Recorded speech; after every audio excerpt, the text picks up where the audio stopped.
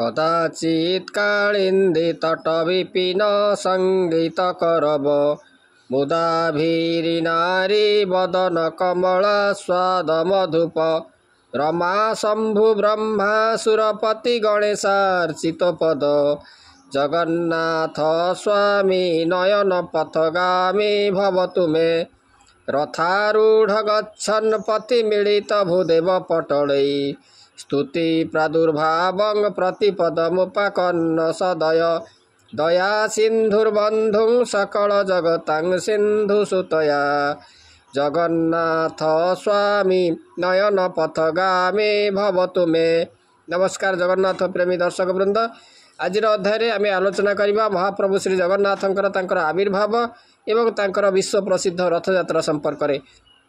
एवं महाप्रभु किभली भाव में आविर्भूत हेले ना आमर जो अवंती नगर राजा थिले इंद्रदुम्न से आसीथिले नीलमाधवंकर दर्शन पाई। से जेतेबेले जानिले स्वप्न जानिले जे नीलमाधव से उत्कल खंडरे से विराजमान होई पूजा पाउचंती। से नीलमाधव रूप में तांकरी दर्शन पाई से तांकर विद्यापति ब्राह्मण को पठाइथिले एवं से महाप्रभुंकर जो दर्शन किभली भाव में कले ताहा समस्ते जानती। किंतु जेतेबेले से उत्कल खंड को आसिले उत्कल खंडरे से महाप्रभु उत्कल रहीगले एवं से होगले इंद्रदुम्न राजा होगले उत्कल राजा एवं आधुनिक उत्कल भूखंडर जो माने राजा हेले आधुनिक उत्कल भूखंड से जी इंद्रदुम्न राजा द्वारा ताहा शासन है एवं ब्रह्मा एवं देवता माने जेभली भाव में माने स्वर्गर शासन भार अभिषिक्त करती इंद्र को से भाई भाव में ये जो उत्कल भूमि बा इंद्रदुम्न हेले जो उत्कल भूमिर से शासक एवं दापर युग माने तांकर शेषार्ध एवं नारायण विष्णु से जारा शबर द्वारा तांकर शराघात होई शरा से स्वर्गरोहण से करिसंती। किंतु तांकर शरीर दाह करने पांडव माने चेष्टा कले एवं जारा शबर मध्य से तांकरी शरीर को दाह करिवारे सहयोग कले। किंतु से जेतेबेले तांकर महाप्रभु श्रीकृष्णकर तांकर जो शरीर को दाह करागला तांकर प्रत्येक अंशरू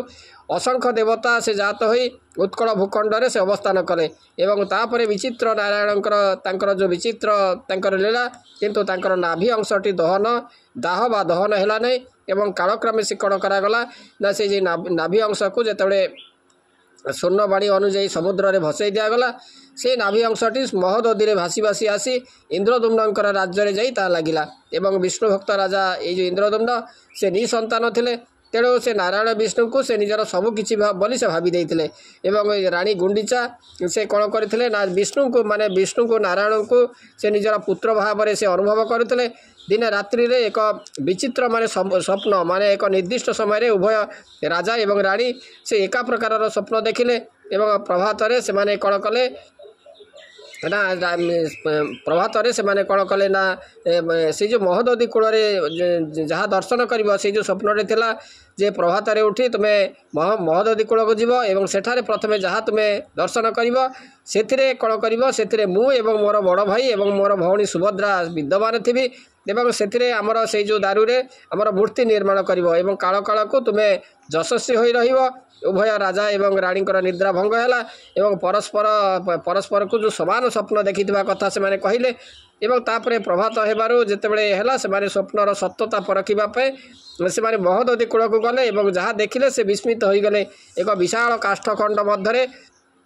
विशाल काष्ठखंड मध्य विराजमान करुचंती माने समस्त देवदेवी एवं तापरे से एवं तार जो परम तेजरे से ताहा तेजदीप्त हो उठुचंती एवं जो विष्णु नारायण भगवान विष्णु माने नारायण विष्णु तापरे बलराम एवं माता सुभद्रा सहित ये जो अद्भुत काष्ठ से दर्शन करी राजा तांको प्रणाम कले एवं से जो काष्ठखंड को नहीं से निवृत्त कोठरी रे से दारू माने विग्रह निर्माण करने से कौन कले ना उत्कल प्रदेशर जो तांकर जो कारीगर मान को आमंत्रण कले। किंतु प्रथमे से जो काठ को जिते उठेबे समुद्र महोदधि से राजा समस्त सैन्य से नियोजित हेले से काष्ठ को उठेबार सक्षम हेले ना एवं तापर शून्यवाणी अनुजाई विद्यापति ब्राह्मण एवं विश्वावसु ये जो श्रवर ये दुई जन जाक जिते से धरिले अक्लेशरे से जो काठ उठी आसला एवं शगड़ी आनी माने गुंडीचा मंदिर जोटा वर्तमान गुंडीचा से जन्मवेदी से जो मूर्ति निर्माण निबुज कोठरी भितर घर भितर जो माने विग्रह मानकर जो मूर्ति गढ़ापी से निर्देश देले राजा मूर्ति गढ़ापी उत्कल प्रदेशर दक्ष कारीगर मानक निमंत्रण करागला एकत्र निमंत्रण करागला एवं राजांकर आदेश अनुजाई जो दिव्य काष्ठरू माने निर्माण हेब भगवान विष्णु बलभद्र एवं सुभद्रांकर तांकर जो विग्रह निर्माण हेब यथारीति पूजार्चना पर जो कारीगर माने से माने आसी दिव्य काष्ठ हाणिबा को लागिले किंतु जो कारीगर मानकर माने तीक्ष्ण अस्त्र कण कला ना काठरे बाजिबा खणी ता भांगी गला भांगी दूर को छिटिकी पड़ा एवं अद्भुत लीला रे जो विचित्र हो गले राजा रानी महाप्रभुंकर एभली लीला एवं तापर ये जो निराश मध्य एक आशार जो आलोक संचारित है कौन ना दिने जड़े माने वृद्ध कारीगर बा वृद्ध से समस्त तार अस्त्र शस्त्र धरी से शामुक निकट में उपस्थित है एवं से किसी शर्त रहा कौन ना 21 दिन गंभीरा घर भितर से एका रही से माने महाप्रभुंकर विग्रह से गढ़े किंतु बाहर माने कबाट किड़ी दिज्व एवं भितर कहीं प्रवेश करेंगे ना एवं राजा मध्य से राजी हेले एवं गंभीरा घर भितर 21 दिन ये जो वृद्ध जो कारीगर कौन असुविधा न होगापी तार सुबंदोबस्त करागला प्रत्येक दिन प्रभात एवं सन्धारे राजा एवं रानी से गंभीरा घर परिक्रमा करी से माने किभली भाव से माने निर्माण करुचंती जो बुढ़ा बढ़ई से तांकर जो ठक ठक शब्द को से उपभोग करथांती राजा एवं रानी दुखर कथा जितेबाला 18 दिन है 18 दिन पाखर आ कौन माने शब्द से राजा रानी शुणी पारे ना रानी अथय हो पड़े जे बुढ़ा बढ़ई कौन क्षति होगला तार मृत्यु हो तेणु से राजा को कहले निश्चय से जो वृद्ध बढ़ईटी मरीगला तेणु आम महापाप आमको अर्जन कलु तेणु शीघ्र कबाट खोली दियो तेणु रानी जीत पाखे राजा किंग कर्तव्य विमूढ़ हो गले एवं से तापर से जिते रानी कथार जो कबाट खोलीदे जहाँ देखिले ताहा काल काल पर एक माने लोक कथा एवं एक अपवाद भाव में रहीगला जहाँकि स्त्री जगन्नाथ अधागढ़ा हुई से रहीगले आ भाई भौणी सहित तेणु राजा तांकर जो कथा रक्षा करि से माने बहुत दुखित हेले एवं स्वर्गर शिल्पी स्वयं माने नारायण से देवता परम ब्रह्म से निजको अधागढ़ा रूप में तैयारी करी से अंतर्धान हो जाइथिले सही दिन ठारू ये जो अधगढ़ा अद्भुत दिय से भूमंडल रे पूजित हेले